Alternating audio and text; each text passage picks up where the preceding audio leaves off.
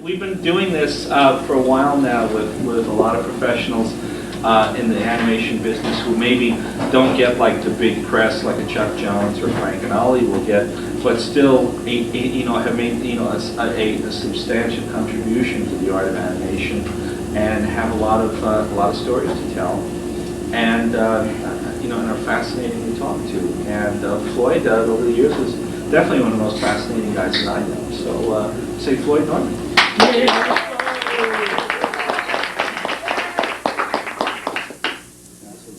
Fascinating. Yeah. So what we usually do is that we kind of play David Letterman here for a little while, and then I throw you to the mob, and then everybody can ask whatever questions they want and stuff. But we'll play 20 questions ourselves right now. So just to start off, did you grow up in some place and say, hey, gosh, I want to be a Disney story artist? Like I wanted to be an animator. Oh yeah. Yeah. Actually, it started in junior high school. I didn't want to go to study hall, so I went to the library, school library. It was full of books, and I found this book on animation and how cartoons were made, and I said, that's it. I want to be an animator. Cool. So it was simple as that. Well, that's cool. Where were you born? I was born in Santa Barbara. Wow. So you're a native Californian? A native California. Native Californian, everybody. There's one. Another one. Just up the road a piece. Just 90 miles. So you're like Reagan's neighbor or something? Michael Jackson. Is that here? Actually, Santa Barbara is full of movie stars and celebrities who moved up there to escape, Hollywood. Yeah. So Santa Barbara is a nice, quiet community. Great place to grow up, raise a family, and for me, fortunately, close to the Disney studio. Because once I graduated from high school, the first thing I did was that Saturday I got in the car and headed down to Disney to try to get a job. And they said, get out of here. What year was that? Whoa, I didn't age it. Who was president?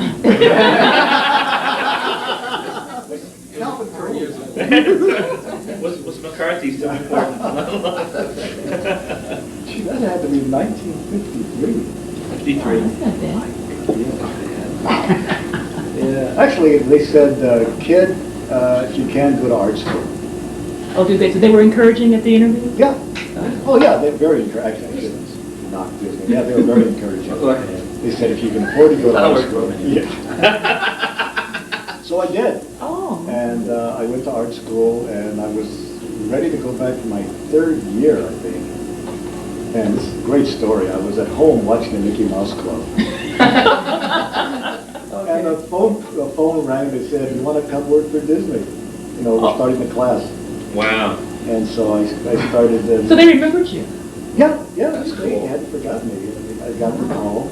Yeah. This was 1956. And I started as an apprentice in-betweener. Wow. In those days, they would bring in like 12 people, and they'd put you in a room, and they'd have you do in-betweens.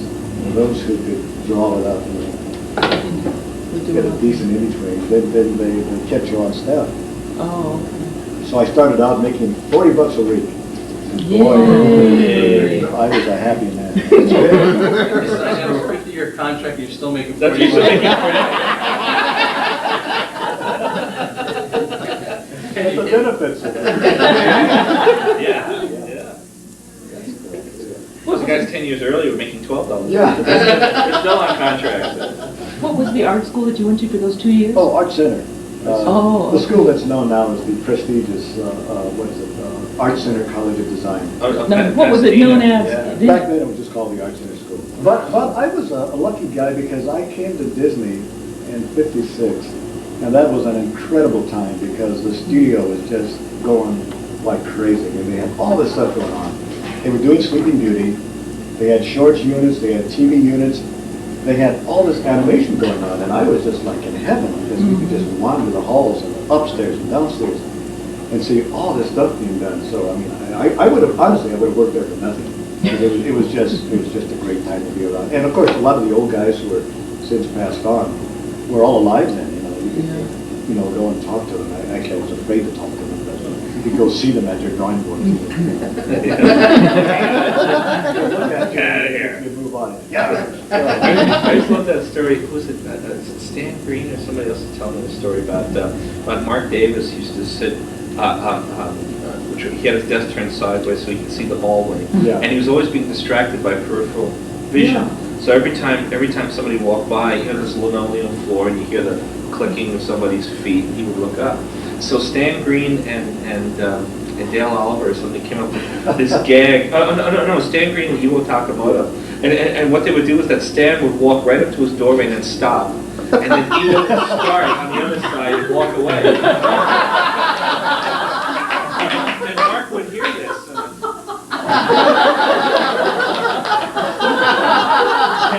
It drove him crazy.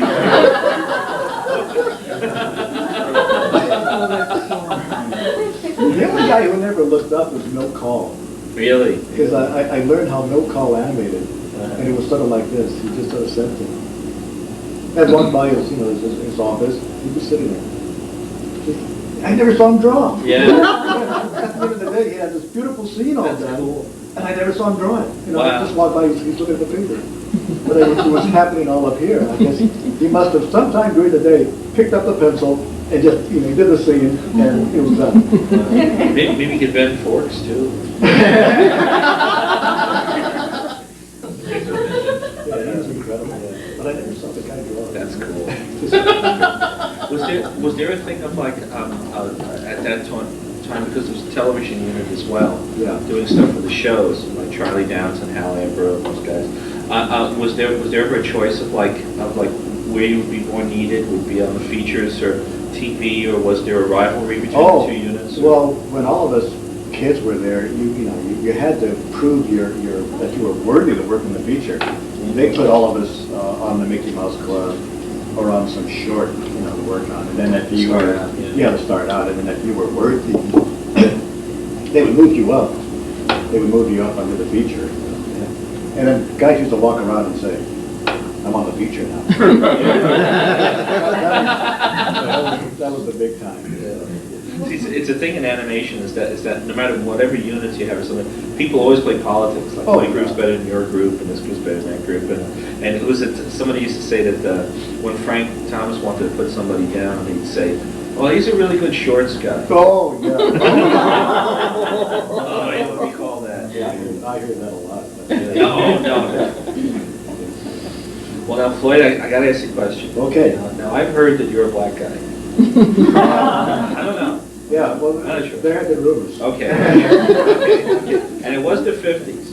Right. So now, I want to know, it's like, was there any problem? Or what was it like? Because I was talking to Bill Melendez once about Hispanic people, and it always seemed like there was never an issue about Hispanic animators, because going back to the silence, to like Rudy Zamora and you know all these guys, Frank Gonzalez and Bill Melendez and whatever, and there was a lot of Japanese, Asian, Chris Ishii and Iwo Takamoto and everything. And so were you like the first black artist at Disney? They told me there was one guy who was there before me. I don't even know his name.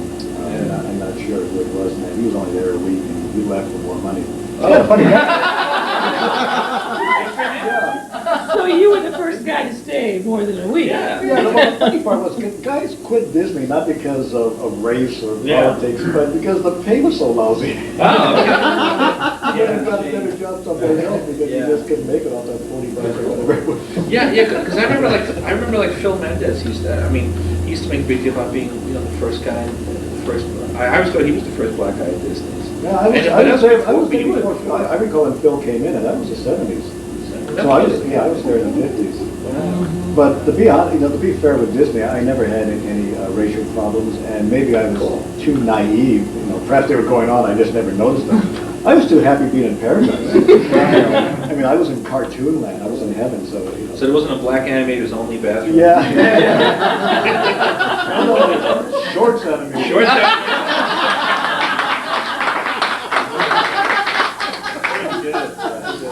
Yeah. What I found so great about Disney, I came there as a kid, and I was amazed to see all these older men, like the age of my father, and they were all behaving like kids. Guys in their 60s or 50s and 60s, playing, you know, jokes and gags and jumping on their desk and Yeah. throwing paper. like seeing your parents, you know, just going, you know, so I'm like, wow, this is the place for me. So what you, did you, I mean, I know later, you know, when you got into story, you probably saw Walt Disney a lot, but what was it like the first time you met him? The first time I saw Walt Disney, for all of us, we were called upstairs to the third floor to go to some screening. And so we got to the third floor and they told us, you guys just wait outside, we're not, you know, we've got something else going inside. You have to wait outside for a few minutes. So we all just waited out in the hallway. And then I looked down the hall, down at the far end, the west end of the animation building, and there's a window, you know. And then we saw this figure come out of the elevators, come moving towards us, backlit. You know. Oh, God!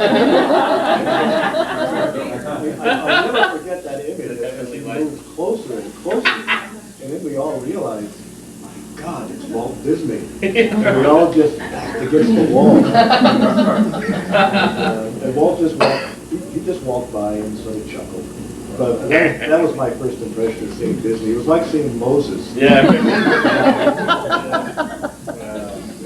What an impression for all of us youngsters. See Disney. It's amazing. You know, did he have like much of an entourage or something? He just walk in? No, by himself, and usually it was by himself. You know, unlike today, you see, you know, a studio boss and all his, Little army. his little army follows him around. Walt was usually by himself. And I recall, he always spoke to me too, which was wild. Oh, wow. How you doing, kid? Or just, hiya. Wow. Hey, at least he knows I'm here. Did he have a cigarette? Yes, he did. Almost always. Always, Yeah. That's one of the great myths that Walt Disney was a chain smoker. Yeah. And it's like he only took the cigarette out of his mouth for the camera.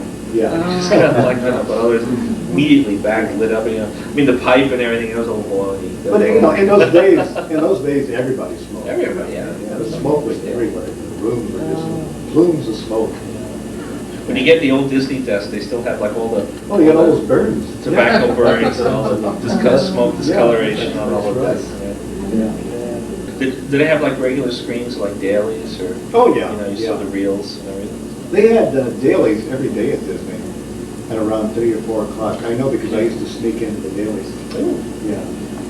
Those weren't the animation dailies. Those were the live action stuff that they would show to Walt. Oh yeah. And that's where I got my best stories because I would go in there and hear Walt chew out the producer and directors. Oh, wow. Live action. Yeah. Oh wow. Yeah. They didn't have animation dailies because, you know, you saw that stuff in the movie Yola. Yeah. And, well, every now and then they would, when they would start to build reels, they would show you a sequence of a film you were working on. But as far as having dailies every day, that was only for live action. Did you have like a drawing quota, like how many in-betweens a day or weekly or? You know, it's funny, we did, although no one seemed to pay much attention to it. We still don't. Yeah. As far as us in-betweeners, I recall when the pressure was on us on Sleeping Beauty, they wanted us to do at least 8 drawings a day. And they were very, you know, meticulous, Oh, yeah. detailed drawings, you know, and of course the assistants were so fussy, Yeah. you couldn't just knock them out because they'd say, hey, this is terrible, and do it over. So you had to really draw this thing carefully, just right. And they were being hand inked as well. Yeah, hand inked, beautifully hand inked. Yeah. So what did it matter what your line looked like if the inker's line is going to be the? You know, I don't know, but I think the animators felt that the better the line quality was on the drawings, Yeah. at least they would lose that much less in the inking. Yeah. Yeah. Seamus Culhane said the nasty story about there was an assistant who was being very picky about her cleanup, and she was doing like cleanup for her. This was like Paramount or something, and because it was going to be inked anyway, so how clean the drawing was. Like later on Xerox, like Xerox photographs everything that's on the paper. Yeah. But this was going to be inked. So you know, people used to write letters to each other, and, you know, hi Sally, you know, and all this kind of stuff because it's just going to be inked. So what happened was that this lady was being so fussing on this thing. So Seamus was like the head of the unit, and he comes over and he takes her drawing and goes, oh, that's really good. Oh yeah. You mind if I add something to it?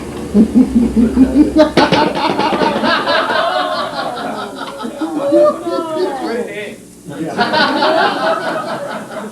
When we jumped into Dalmatians, it was such a change. It was a needed change because Sleeping Beauty had gone on for so long that Walt suddenly just rushed Dalmatians into production. It happened so fast. Bill Peet adapted that story and boarded the whole thing himself practically. And they just started in on it, and like in a couple of years it was done. So Did it do better than? it did much better. Yeah, Much better. Yeah. Well, yeah. It was almost like we brought entertainment Yeah. back into animated filmmaking. Now the amazing thing is that you survived the Sleeping Beauty layoff, which was Yeah, prodigious. only because I got drafted. Oh yeah? Oh, is that what happened? Okay. Yeah. Okay, so just to explain, it's like Disney's grew to like its biggest size that it would be until the present day, Yeah. 1958, like that. Yeah. It was like 500 people, and then one day everybody came in. It was pink slips on all the desks, and they went from 500 to like 125. Yeah. Even down to 75. Even smaller. It was terrible. People who had worked here 40 years and stuff. You just came in the morning, it was pink slip. Like, that was it. Bye. You know, and people still remember that traumatically. That's like the big layoff where everybody was heaved. So, And I you survived escaped that only because of the Army. I got drafted, and I went in the military. Now, because I got drafted, it meant the studio had to hire me back. Oh yeah, because it's Yeah. So the funny part Well, you were was... brilliant too. The funny part was, I started Dalmatians. I went into the Army. I was gone 2 years, and I came back and worked on Dalmatians. No, it was waiting for you. It was still... That's like dinosaurs. Yeah. And there were guys there who thought I'd been on vacation for a couple of weeks.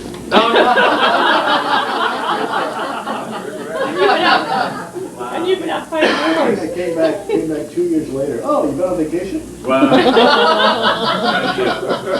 Well, it's sort of the Disney time warp. Yeah, If you that's work true. there, you're not conscious of years going by. Yeah. I find myself like I don't tell time in years. I tell them in films. It's Bill, yeah. Yeah, you just sit there. You go, oh, that's Little Mermaid. Yeah, that's Beauty and the Beast. I don't know what year. Give me, it was Bill Clinton was elected, I think Aladdin. I think he was running during Aladdin, they elected Lion King. So like, did you do anything interesting art-wise in the Army? Did they stick in Signal Corps? Or? Oh, no, in the Army, I was in the infantry, but it didn't matter. I still ended up like painting all these stupid murals in day rooms and the mess hall. Oh, yeah. Because they find out if anybody can draw or paint, even badly. Yeah. They give you a bunch of paint and say, hey, go paint us a mural. Yeah. It's good though because it keeps you out of the field, you know. Yeah, that's The true. troops are out there freezing. I'm inside, painting this bad mural. Hey, I can live with that. Was it in the stateside? No, I went to Glorious Korea. Ooh. Yeah, where people I didn't know kept shooting at us. That's right. You know, it's One day they've been painting your cells. Sorry,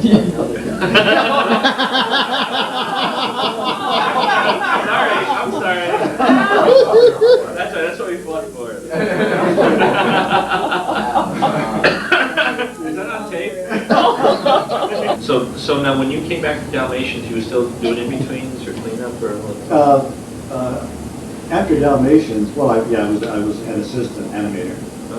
And I got a chance to animate on a short called Whitbank and Smith. Yeah. That was really cool. We only had two animators, Julius Vincent and Art Stevens. Wait, Jules Svensson. Yeah. And it was directed by C. August Nichols, or Nick Nichols. Nick Nichols. Which was the last short he did for Disney before he left for Hanna-Barbera. I said I didn't work with him, I used to play poker with him. Yeah. Because people worked at H&B knew about the poker game. There was always a poker game every lunch. The directors and all these people. And then when I broke the poker game, that was so important. I made it. So we should run. We'll move into Jungle Book by I'll tell you about making that transition from animation to story. Because my dream coming to Disney, I wanted to be an animator, and that was what I always wanted to do. I wanted to animate. And I never could. For some reason, I could never get into animation. And so Joe Hale saw my work, and he said, well, you should be in Layoffs. So I thought, well, what the heck, I'll try Layoffs. And the Layoff thing didn't work out. But it was great that it didn't, because I ended up on the story crew of Jungle Book. Cool. And my mentor was Vance Gary. Oh, yeah. that I ended up working with Vance. Vance is a great guy. He's retired now, but he still comes to Disney once a week, Yeah. where he's working on The Abandoned right now. I should thank Vance for one of these. I haven't- Yeah, oh, man, yeah, Vance, he's seen it all. He's been there, Yeah. done everything. But Vance was my mentor in story, and I got a chance to work on a lot of what I feel the really cool parts of Jungle Book, because we got to do Shere Khan, the tiger, when he first comes in, and Kaa the snake. Yeah. And so one of the things we boarded was a sequence where the snake, Kaa, has to try to grab Mowgli again. Mhm. And so he wants to hypnotize him and then, of course, eat him, Yeah. as usual. And we did, I don't know what we did, but we did some stuff and we showed it to Walt Disney. And Walt liked it and said, hey, we should have a song here. No, no So kidding. he called the Sherman Brothers and said, write me a song. He actually did. And in a week, they had written a song called Trust in Me, because he wanted us to take this little sequence and expand it and do more with the kid and the snake as Kaa plays with Mowgli up in the tree. And so what's really cool, I got a chance to go to a recording session with Sterling Holloway. Oh, cool. Who did Kaa, and he sang this really great little song called Trust in Me with all the sound. Yeah. Slip into silent slumber, sail on a silver mist. So, and we did all of this neat stuff with Kaa playing with Mowgli, up in the tree, before he's discovered by Shere Khan and says, where's the kid? Yeah. Well, that sounds like a So lead-in. that's the. We gotta run it now. And it goes. And it goes. Something like this. Play, Don. I think what's so great about that, as I watch it, it makes you realize how good the Disney animators were. Yeah. Because when I think of the story sketches we did and how everything we did, they plussed on screen. I mean, everything was just, they took it and they pushed it that much further and added, more to it. So everything is just embellished and embellished, and then you see it and it just looks gorgeous. Can you think of an example of like a small gag that got expanded or sort of like fleshed out? Just watching all the stuff in the tree that we did with the kid, walking around and, walking Yeah. along the branch and being caught by the snake. All that was boarded, but in animation, they just took it and did all that much more to it, Yeah. just to see it come alive. Yeah. And, That little muffled symbol, which is kind of like the old magician levitation kind of trick. yeah, that little toss, Yeah, just that little soft Yeah, symbol. yeah. Hold still, please. Yeah, Bob? So, did you you went to see Sterling Holloway do the voice, I assume, for reference? Well, yeah, what had happened, we had boarded some stuff with the snake and the kid up in the tree. Then we went to the recording session when Sterling recorded Trust in Me, because we knew now we could take this and do all that much more with it. So Because you used your boards as a starting point? as a starting point, yeah, and then taking the song, we went back into it and boarded some more to build the sequence, because Walt especially liked it, and he said, let's do more with the kid and the snake in the tree, because it's some neat business. And of course, then it gave the animators stuff to do. Yeah. And they had fun with all of that neat stuff. Wasn't there a lot of Ollie Johnson? Wasn't he, he was Kaa? Yeah, I can't remember, and I certainly Milt was, Shere Khan, Yeah. but Frank and Ollie. Who invented the little bit about I think after Shere Khan squashes him down, he said, I don't have time for that right now. And he says, some other time perhaps. And he takes his nail and sticks it in his nostril. And Yeah, like who made that up? Yeah, I don't- Was that an animator improv? I think or- so, yeah. I don't recall that being It's boarded. a weird. Why is he doing it? It's painful. Yeah. Yeah. They got a laugh every time though. I wanted to ask about Disney. You're saying he was on the live action sets saying a few words to people, good or bad. You mean Walt And then Disney? Yeah, Walt Disney. And then he's over in the animation department looking at stuff. So he was really, I think, doing more than Eisner maybe. Or does Eisner go around to every set Yeah, Walt was and a real analyze it? hands-on manager. I mean, he was Yeah. everywhere. Yeah, I mean, it was truly his company, and he was into everything that was going on. No, he didn't have a lot of time to spend on a movie set. He would just, walk on and see what was going on and leave. Okay. And with animation, he would attend story meetings. Oh, okay. And that was Yeah, he really loved his story. contribution was story. Story, He good didn't- story. Yeah, he didn't deal with the animation, with other aspects of production. He was concerned about story first and foremost. And so that was really, he knew that the guys, that once the boards went to animation, that everything would be great. Okay. But he wanted to be sure the story worked. So now Disney was still involved with pictures at this day. Yeah, actually, Jungle Book was the last feature film that Disney personally supervised. Yeah. Because by the time we had wrapped up the film, he was already quite ill. Yeah, that's how I was going to ask, like, when did he die? Because I know he That would be died. December of '66. Yeah. So had this come out yet, or? No, This we came out? were still working on Jungle Book in '66. Yeah. And it was Walt who actually gave us the ending for the film, because I don't think anybody really, we all knew Mowgli was going to go back to the Man Village Yeah. at the end of the film, but we didn't really know how or what would get It him was a back good there. ending. Yeah, well, and what Walt came up with, he sees the girl. He Yeah. sees the little girl, and everybody said, wait. Mowgli's only 12 years old. He's not going to have any interest in girls. Well, what's that all about? And Walt said, no, it'll work. Do it, it'll work. And it did. Can't argue with him. Yeah. He sees the little girl, going for the water, and then goes over and he tries to, he carries the water thing. And it's a very cute little sequence. Yeah. But the Walt gave us the ending. That was all Disney. Wow. Without meaning to be morbid, I mean, could you guys see Walt getting sicker and sicker, and how long was he out for before he finally departed? I mean, was it a matter of you guys kind of knew that this was it for him, and that it was getting Yeah. worse, and it affected the studio? And You know what? It's really funny. We all knew about his illness, but it was a thing like you never thought of Disney dying. I mean, I certainly didn't. I knew that he was sick, and I knew that he was going to have an operation soon, but we all figured, well, he'll be fine. And we just didn't think of Walt as being mortal, I guess. It's really kind of a weird thing, but Yeah. when the news came across that Walt Disney had passed away, it was like, no, hey, Walt Disney can't die. What do you mean he's dead? It's like we couldn't believe it. And I know it's strange, to say that, but I never thought of Disney as. had he been away away from the studio long before? No, as a matter of fact, he came back for a while after his initial operation. I don't know, he was away for about a month maybe, and then he came back to work. That's why his death was so shocking, because he was actually back at the studio. No kidding. And I remember asking about how he was doing on a Thursday, because it was on a Thursday, I think, and I was, and how's Walt doing? Oh, he's doing fine. And then that Friday, I think, he got the news he had died. Wow. So it just really came out of nowhere. Yeah. Yeah. I think Walt was probably a natural hand, Yeah. And so, once the camera started to roll, he became almost a younger man, I guess. And of course, they would dye his hair. For those, they put a rinse in it, so he would look a little younger, and makeup. Take the cigarette out of his But, yeah, the cigarette.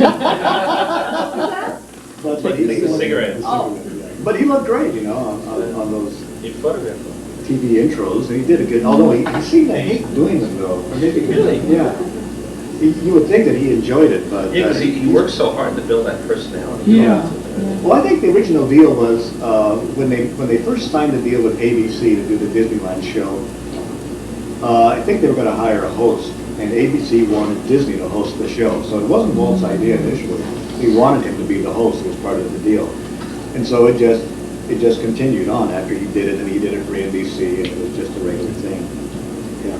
When he died, was there kind of a panic in the company of, Yeah. are we going to close, are we going to go away, or What's gonna did he happen? make provisions for it to go on, or what was the atmosphere? Well, for us, it was just shock. Although I think Walt did meet with his family, and certainly with Roy. He must have specified what things he wanted to continue. But to be honest, the studio we really had lost a leader, and you can feel it. I think for, almost 20 years, we just sort of almost drifted.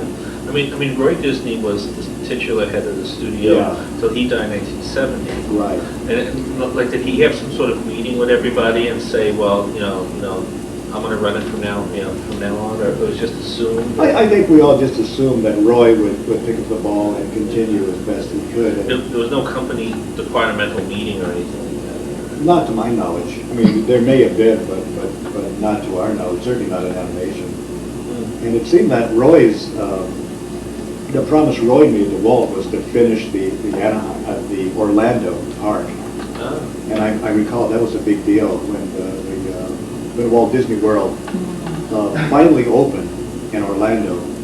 I think Roy felt he had kept his promise to Walt, he had done his job, and he died shortly after Yeah, that. died back 6 months later. Yeah, Wow. yeah, I think that, to keep Walt, that promise he made to Walt, once he had done that, Well, he was gone.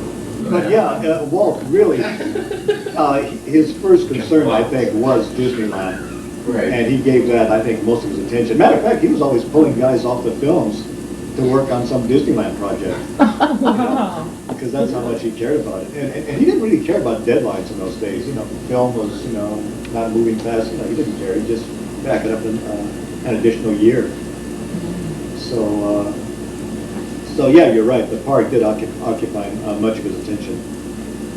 Now, on your career, when your goal was to be an animator, you ended up in this layout, storyboarding? In story, yeah, I ended up in story. Okay, story. Where Now- I stayed, I think. But wasn't this kind of satisfying in that you had some creative control and decisions, or not? How does that? I don't know. I think you sort of go where the path leads you. And though, I wanted to be an animator, and I did animate for a while because I left Disney for a while and I had my own company.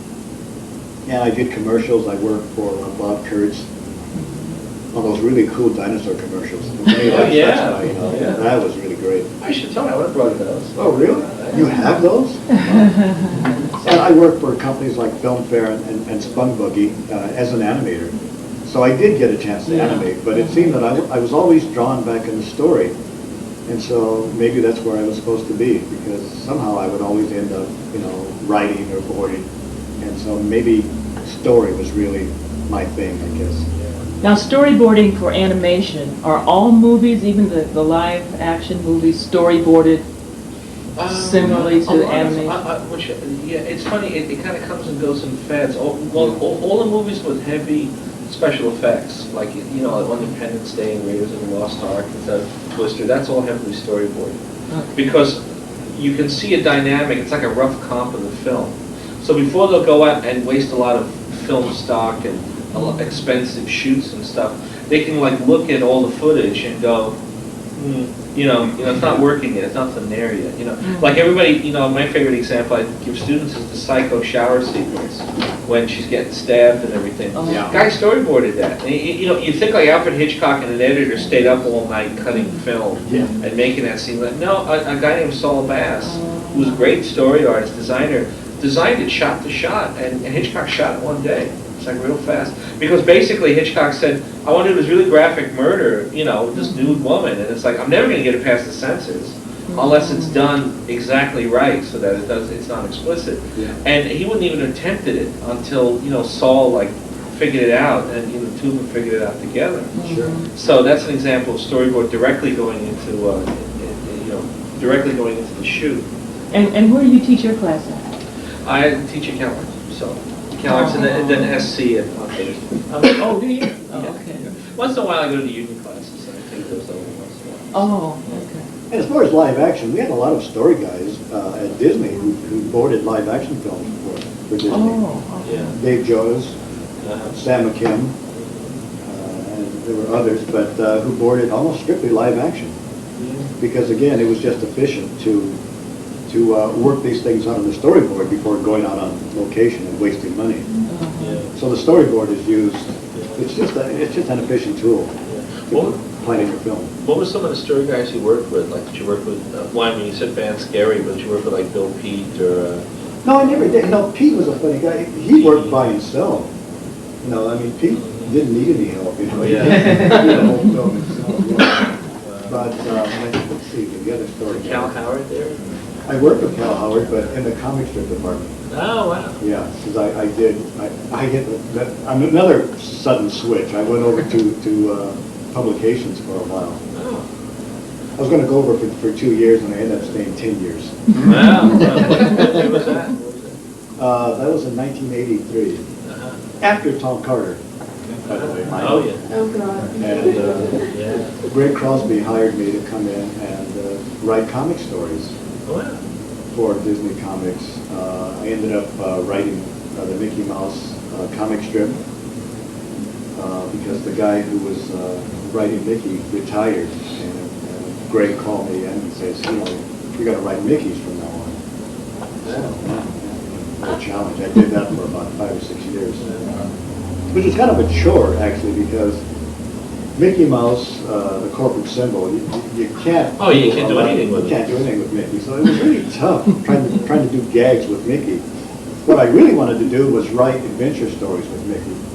But King Feature Syndicate said, well, you know, gag a day is what the public wants. And so I disagreed. Yeah, I disagreed with King. And so finally, in the last couple of years, they actually let me write a series of Mickey adventure stories. And I enjoyed doing that. But eventually, you know, that whole thing ended, and they shut down Disney Comics, and I went back to animation. Yeah. But I had a nice run of 10 years. I love those meetings, actually. Some guys didn't like it, but we used to have meetings every Wednesday. This was in the comic strip department, and everybody would bring in their gags. And, you know, you would submit your gags, and you'd have to pass this, you'd have to sort of run this gauntlet of all the writers. And you're right, they look, you know, they look at it, that's not funny. Oh. That's not funny. No. So it was tough, but it really made you, you know, work hard and focus in on trying to do funny stuff. While you were in publications and doing Mickey Mouse, and you had to do a gag a day, you didn't burn out? I burned out many times. Yeah. Oh man, yeah, it was tough.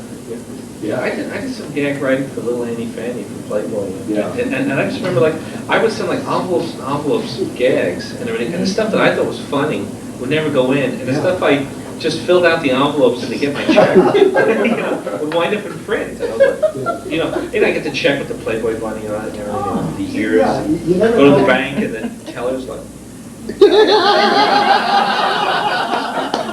airbrush. It's incredible.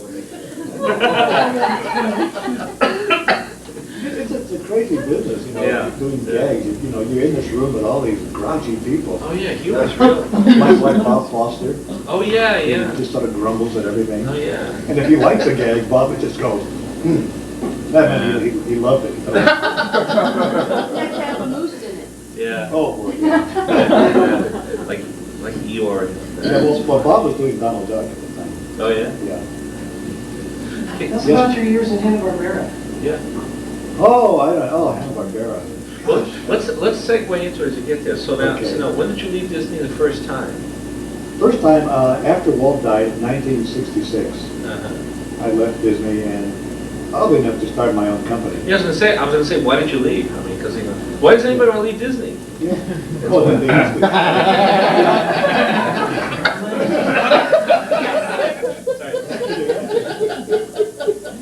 Why would anybody want to leave Disney? But I left to start a company with Leo Sullivan to do educational films. We learned at the time the schools didn't have anything on Black history. So we started a company we called Vignette Films, and we produced films on Black history. This is back in the 60s. So I got kind of a groundbreaking thing for this. But at the time, you know, we just saw it's a way of making a living and trying to fill a market that was out there. And since no one else was doing it, so we thought we would jump in and see what we could do. And we did that for a number of years until the educational market went soft, and we had to go back and earn a living in Saturday morning TV. And that meant Hanna-Barbera. So, yeah. Yeah, what year is this? I must have come into Hanna-Barbera probably in the early 70s. And I think every job at Hanna-Barbera, I came in as an animator and worked on, so many of those shows like, you know, I know Scooby-Doo, they'll run all that stuff. Peter Potamus and Touche Turtle. Johnny Quest. Johnny Quest. Yeah. Oh, really? Yeah. Oh, those are pretty good. Johnny Quest. But then I moved from animation into layout, and then out of layout into boarding. and from boarding into script writing. So it's like I just kept going from job to job. So, but yeah, I had great fun at Hanna-Barbera. I think a lot of the shows I said were pretty forgettable. Yeah. Because there were some good things and there was a lot of bad stuff. But you know, that's the nature of Saturday morning TV. Yeah, Hanna-Barbera was a really fun, it's a really nice atmosphere to work in, because I was there in the 70s. Yeah. Remember, we were there, Brian Yeah. and everything. And I just, it was really pleasant. Yeah. I mean, Disney's industries are like real uptight and really high tension and everything. And HMB was like, you knew you were doing garbage. And there was a certain, it was relaxing, No tension, But Tom, we can't forget what made those days for us probably among the most memorable of our careers, Floyd's cartoons. Oh, yeah. Yeah. Lloyd's cartoon, well, you have a book, Yeah. Cheaper, Faster. Faster Faster, TV. Yeah, that's true. There's a, your gags were always Xerox. There were gag cartoons about studio life. Yeah. There we Which, go. he's here to hawk a book. Highly recommended. Actually, this is a book that was never meant to be published. We did gags just to mess with the management. We'd stick them up on the board, and people would come by and have a laugh. And John Cawley approached me some years ago and said he wanted to print my gags. He wanted to publish a book of my gags. And I said, why? Because no one else is going to Great get them. stuff. Yeah. But who would understand this Yeah. stuff? But Cawley wanted to do it, so I said, sure, fine, go ahead, let's go ahead and do it. And surprisingly enough, a lot of people had wanted a copy of this book. So. Should have brought a box of them. Yeah, Yeah. I'm not Hey, here, so. hey, Phil Mendes, he would lock the door and like nobody leaves. Buy his book, yeah. But we had a great time in Hanna-Barbera. Yeah. And like you said, the management pretty much left us alone to make the shows, and they didn't hassle us, as long as we got them done on time.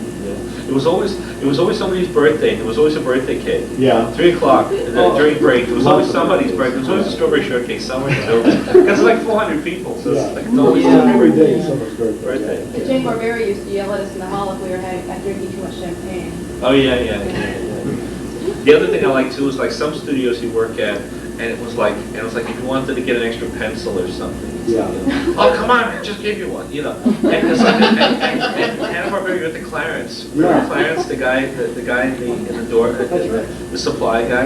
And I'd say, what pencils do you use? I use Black Wings, and he would go. And he'd give me like a lot of like 30 pencils. Supplies was just nothing. Yeah, we had to buy our own pencil sharpeners, which was fun. Oh yeah, that's true. They still had manuals. trade-off. Yeah, you had to buy them lunch. I used to buy art supplies across the street at World Supply. Yeah. If Clarence was out of stuff, we would just go buy our own supplies. Yeah. It was a lot easier than, trying to wait. You Yeah. had to get the stuff done. So. Whatever happened to Clarence? He'd probably be rich. Okay. I hope so. I hope. No, but it was actually an honor to work with guys like Tex. I mean, I worked on the Quickie Koala show. And, well, the show I got to write on. That's when I made that transition from artist to writer. Whatever that is. Yeah. But yeah. How much did Avery like have hands-on on that show? I really don't know because we tried not to bother Tex too much. Uh-huh. Because we were all in awe of, Oh yes, Tex Avery. And he kept saying, call me Fred. He didn't want to be called Tex. Tex? No kidding. And we thought, we can't call you Fred. You're Tex. You're Tex Avery. Yeah. We kept calling him Tex anyway, even though he said he didn't really want to be called Tex. No kidding. Yeah. But yeah, he was a great guy, and I've heard that Bill's having senility, that he might be getting sick. oh, Because he was sharp. yeah, he was. I actually had a chance to work with Bill Hanna. He used to actually do. We would go through storyboards together. No He was kidding. trying to find ways of saving money. That's where the title of the book comes from. Yeah. With Bill, it was always faster, cheaper. Yeah. So, yeah, he used to go through boards and trying to figure out how to cut corners. Well, we don't need this because it's going to cost too much, do that scratch out stuff. Wow. But he was a sharp guy, He was. He really knew the business. Yeah. Yeah. Were you there when the guy died on the can?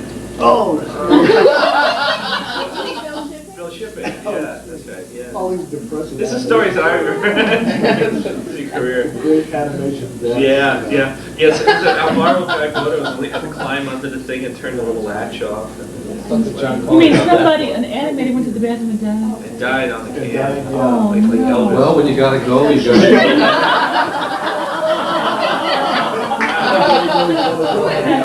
Yeah, true story. Phil Mendes, when the studio was really jumping in the, was that the 80s? Yes. Yes. Was it about Or late 81? 70s? Maybe early 80s, 80s. Yeah. And there was a lack of space, and Phil Mendes wanted office space, and they wouldn't give him a private office. So he actually moved all his stuff into the men's room, and then added the D-E-Z at the end of it, so it was men dead. And he had all the storyboards and work pinned up on the wall. And since it was mostly men in the job, they all were able to see that that's where his office was. Well, you couldn't miss it. Cool. So you were at H&B to that time, and then how's it work? So from H&B, where does Carter-Mendes come in? Oh. We gotta get to I that. gotta do that. Well, actually, that sort of follows Hanna-Barbera, because I was actually working at Hanna-Barbera on the Cantinflas show. They called it Little Amigo. Remember that? It was somewhere in the early 80s, I guess. I worked on Godzilla. Yeah. But, My big regret though was that I missed the Robotic Stooges. oh, I wanted to work on the Robotic Stooges. That sounded like such a stupid idea. People were still walking around stunned. They were just like, oh, Robotic Stooges. What a stupid idea. Ridley Diddley. That is. Quickly Diddley. They were like, yeah, they had shows there you could not believe. The Super Globetrotters. oh yeah, yes, Super Yes, Super Globetrotters. Globetrotters, can't forget that. Big Oh, one. Vernon Shirley in the Army. Oh, Yeah. stop. Yeah, really, okay. Anyway, I got a call from Phil Mendes when I was Yeah. at Hanna-Barbera. Yeah. Because he had just met this rich guy in Newport Beach who wanted to open a cartoon studio. And so we all thought, oh, yeah, I've heard that one before. Yeah. But then again, we met with this guy, and he said, yeah, he actually wanted to start a cartoon studio. So we figured, well, why not, let's do it. He's crazy enough to invest. Yeah. And we all got hired, and Mike Humphreys got hired, Yeah. and we started working on this little film, well, feature film supposedly called Huck's Landing, loosely based on the Mark Twain Huckleberry Finn, but loosely, very loosely, with Phil Mendes, and that that whole thing went on for about a couple of years. I remember that. Yeah. Chuck Harvey. Wow. Yeah, Chuck Harvey, a lot of good people, and a lot of people who are big names in animation today who went through that studio. Yeah. Gary Trousdale and Pat Ventura. Oh, no kidding. I didn't know that. Many. We hired Gary right out of the CalArts. Yeah. Really? Yeah. Yeah. Gary's one of the directors of Beauty and the Beast. Yeah. And Mike in the back there is one of the best background artists in the business. Yeah. Exceptional. But needless to say, the film never happened, even though Yeah. we worked on it for 2 years, and we ended up in Newport Beach. And Mike was there, I guess, on that night when they shut the place down, Sunday night. and everybody was stealing furniture and TV sets, microwave ovens.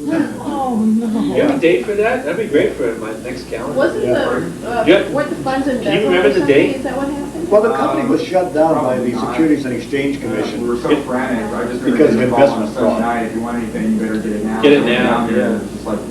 If it ever occurs to you, let me I know. walked into my office and half the paintings I had already painted on the wall were already gone. Well, where people were actually backing up trucks, and they were loading stuff into the truck because they knew that the studio was going to be padlocked on all People the were carrying all these machines out. No Yeah, kidding. guys were carrying out machines. Yeah. and- So they saved them. By the time they got there, it was empty. They didn't have anything to carry out. Actually, no, a lot of stuff was still left behind because they couldn't take everything. Isn't there still like a warrant from Carter's arrest or something? You guys in Brazil or something? He like skipped town or something like that? Or isn't there Yeah. something? So there were millions of dollars, I had heard, that no one knows what happened to all this money. Wow. That just sort of, The disappeared. Tom made a lot of trips to Switzerland. Yes. Yes. Well, you guys didn't get paid for like the last 3 weeks, did you work or something? Uh, Or something? I lost, yeah, a couple of my paychecks bounced because all of his, they froze his bank accounts. Oh, when it. So I lost about $4,000 or so. Oh, gosh. That's a good job. But I think there were people who lost a lot more though. Yeah. I mean, the investors Oh. who probably lost, Yeah. thousands What of was, dollars. what was Phil doing during all this? Well, Phil started out as Carter's partner. Yeah. Then halfway along the way of this process, Phil quit and went his own way. Yeah. And so Carter still wanted to make the feature supposedly, so he kept a bunch of us on his payroll and he moved the studio down to Newport Beach to avoid the union. There you go. Yeah. And look what happened. They're in Lifestead. Very much. Yeah. Wow. Where's Phil these days? No one knows where Phil I is. just saw Phil about a month ago. He's over at Disney putting together a film for the educational department. He's on Airway. Yeah, boy, because he would be fun to get. God, he's got so Oh, many yeah. stories. He's a panic. Yeah. I remember Cosmo Ancelotti said, like, Phil, he made his own series and stuff, and called Kissy Fur, which became like a big hit. That was one of his. Yeah. And for a while he was trying to sell his own comic strip. And he had this, and Cos said, like, this is a Hanna-Barbera, and he says he printed out these T-shirts with his character's motto, which is Monkey Muffins. Yeah, that's Monkey right. Muffins in it. And Cos says, yeah, I'm sitting there working, and Phil drags in this big damn box full of T-shirts. And he pulls it in my room and goes, you want a T-shirt? Come on, $10. Monkey Muffins. Come on. $10, come on. And he shakes me down for a T-shirt. Then he goes to the next stuff. It's like making everybody buy his damn T-shirt. Yeah, Phil was incredible. He was always selling T-shirts or books or something. He Yeah. would move to the studio. Hey, T-shirt? Want a T-shirt? Book? Whatever. Yeah. And then he went to Finland. Yeah. Because he said nobody ever seen a black man in Finland. And they were like, ooh. Yeah, oh, he had so much fun and everything. He loved it. He was like reindeer and everything. Oh, he was incredible. Yeah. I must admit that the first year when we had the Carter-Mendes studio, it was a ball to work there because we were doing all this neat stuff. Yeah. And we actually thought we were making a movie, I guess. Yeah, I remember people were buzzed. And then the whole thing just kind of collapsed into nothing. You guys had great desks too. I mean, those Carter-Mendes Yeah, desks. yeah. Because they would pop up in other studios and they were beautiful. Really well made. Still around. Do you remember the clip? What do we got a clip of? Hey Steve, do we got any clips? What do we want to show? We have 101 Dalmatian. Let's show a Dalmatian clip. Now the thing is, was there any, have you ever heard any about that story about that Walt like originally didn't like this style? Yeah, that's true. and he Yeah, hounded Ken Walt Anderson. really hated the style of this movie. We all loved it. I thought it was great. Well, it's modern, yeah. Yeah, and maybe Walt was saw it as being too modern. I suppose. Who knows? Yeah. But he did like it, and made it quite clear. Huh? It's quite a stretch when you think it had been done. Oh Yeah, it was. Yeah, It was. very different. And to me, I thought we were headed, in the right direction, especially after Sleeping Beauty, Yeah. which had been such a long, drawn-out, ponderous film in many ways. To go to Dalmatians, it was like a breath of fresh air. Where does Sword in the Stone come in? Is that it? It followed Dalmatians. You were on that?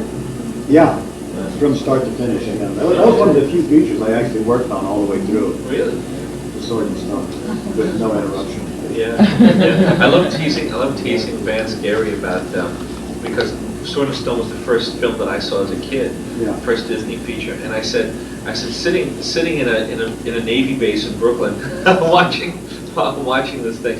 I said at the very end, I said he pulls the sword out of the stone, and they all call him the king, and go Yeah. hooray, hooray, Yeah. and then nothing happens, and then he's in a room by himself. And then this old dude flies in with all these jokes about surfboards and TV sets and Bermuda shorts and all. And I said, and then it was the end, and I didn't get it. And Vance goes, gee, we thought that was funny. Sword and Stone didn't work as well as Dalmatians. I thought that Bill Peet did a wonderful adaptation. Yeah. I know, to me, I think it's just brilliant. Yeah. But Sword and Stone, for some reason, never quite grab the audience the way we hoped it would. Yeah.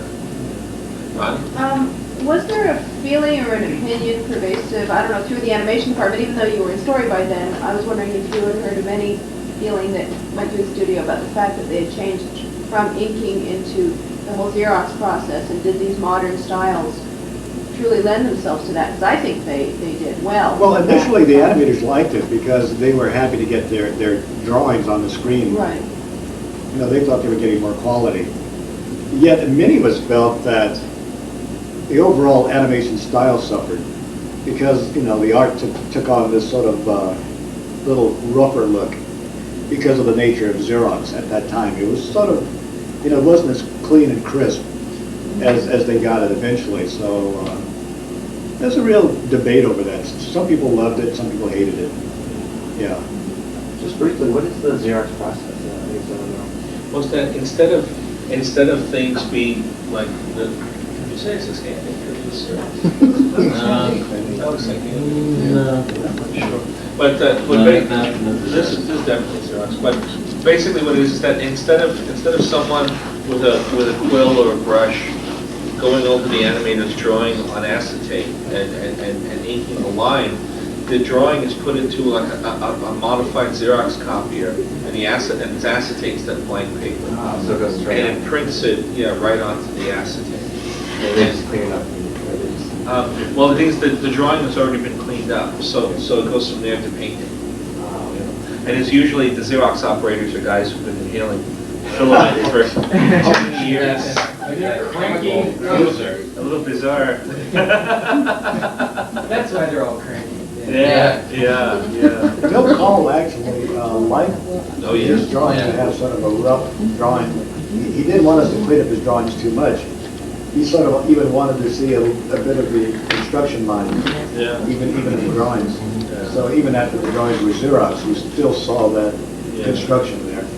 Listen, Steve Hewlett was saying that Ken Anderson was so excited about this process and all. He says that Ken was like unaware of any impact or anything, so he would like go into the ink and paint lab to the inkers and say, "Isn't this great? We're going to invent this thing, and then you won't have to work," And they're like, "Yeah, thanks, good job," And then he's like, "Why are they mad at me?" Duh. Yeah. They changed like from cleanup to sort of touch-up, didn't they? Yeah, you're right. That's like going in with an eraser. Exactly. Yeah, they called it touch-up, which is kind of a weird term, but we would just take an eraser and sort of knock the drawing down a little bit and then go over it and sort of tighten things up, as opposed to the old days when we actually did a finished, cleaned-up drawing for it. And we're back to that again. And now you're back to that again, yeah. It's funny. Clean up? Oh, yeah. Yeah, no You have to redo animators' lines. Yeah. That's what I get and we're Yeah. Because I was actually working on top of Milt Call's drawings, which initially scared me to death. Oh yeah. Because, here's the master. Yeah. And you get a stack of his drawings, now you've got to go over and start to clean up his drawings. Yeah. And you then clean up Milt Call's drawings. Oh my God, I'm going to destroy it. That was what you absolutely had to do. There was no controversy. I mean, there was absolutely no question. You couldn't clean sheet any of it and do your own drawing? No. Milt wanted us to work over his drawings. He didn't want to clean, he didn't want to clean sheet of paper That's the down. feeling. Yeah, it was. Oh. It scared us to death initially. You have to bring back a drawing and go, I'm ruined this. Another one? I really messed up this one. To his credit, Milt was such a great draftsman that it was really hard to screw up his drawings. I mean, everything was there. So you just followed, you followed his lines, and you almost couldn't go wrong. Was there ever any kind of like, can you recall any kind of well-known disaster, like somebody parking a cigarette on a stack of drawings, or something like that? Yeah, I haven't heard of any stories like that. Back in the olden days, I've heard of scenes being lost recently. H&B's Philippine studio went up in flames. Oh yes, Master. They're That was pretty drastic. Because I remember, because Seamus had a story about Pinocchio about somebody put a cigarette next to a drawing and a sheet of flame went up the side. Luckily it was still inkable, and they just kind of, just the edges were singed.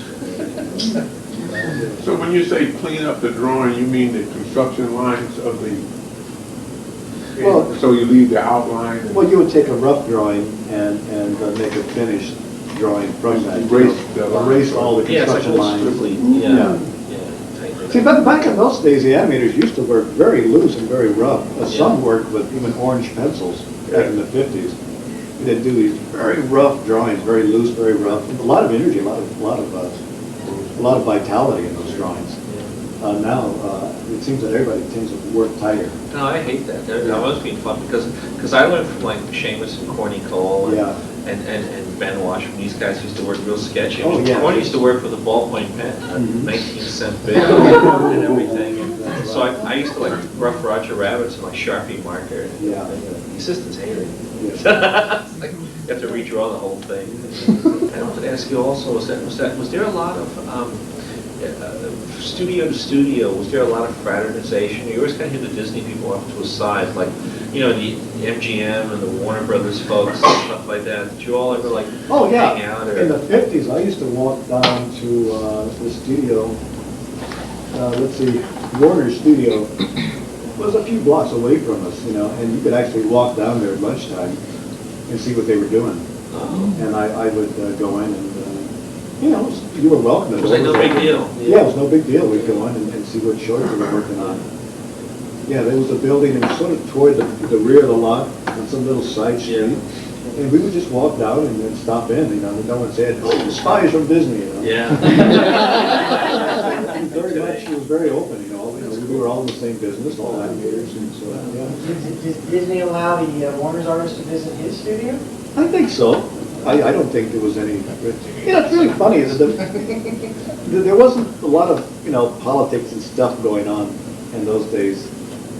First of all, don't forget, animation at that time, it wasn't thought of as anything great, you know. If you were an animator, you were just, you know, no big deal. They also have the two largest companies in the universe. Yeah, that's right. So no one thought much about it, you know. It wasn't a big deal if animators came in or out, you know. And, you know, and I just think this is so nice too that you never really had a really like racial hassle.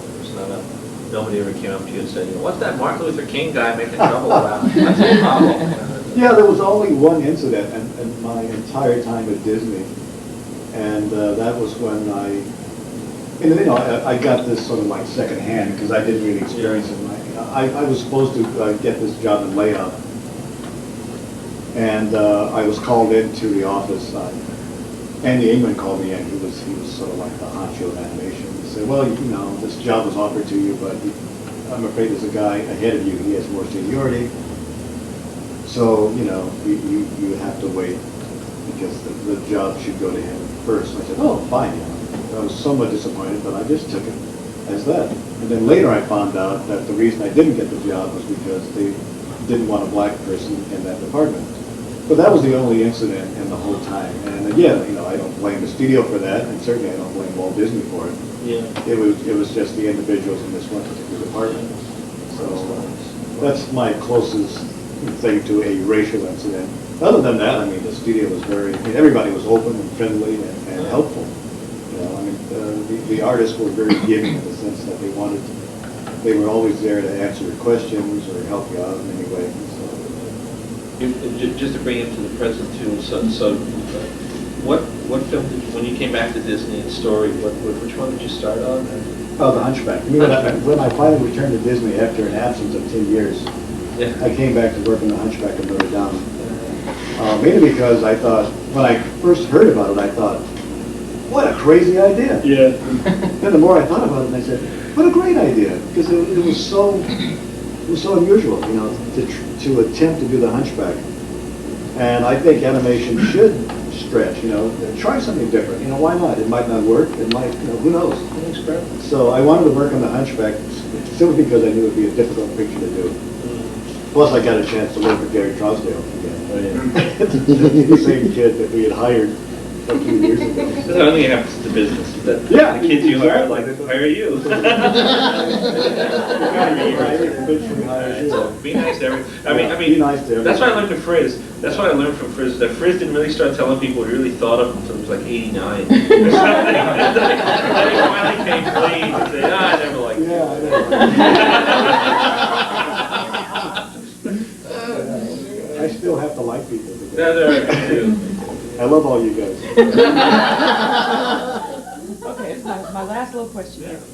Even though you didn't have much problems race-wise, does it seem like, and I'm sure you covered this in the women's, that I didn't make the women's lectures, No, but how did the women start coming into animation? It's like being a man was a bigger thing than Yeah. race, Yeah. creed, religion. yeah. Oh, yeah, I think it was tougher being a woman than the ethnic thing, because I recall people actually saying, I wouldn't have a woman work on my picture, you know. Yeah. It was amazing.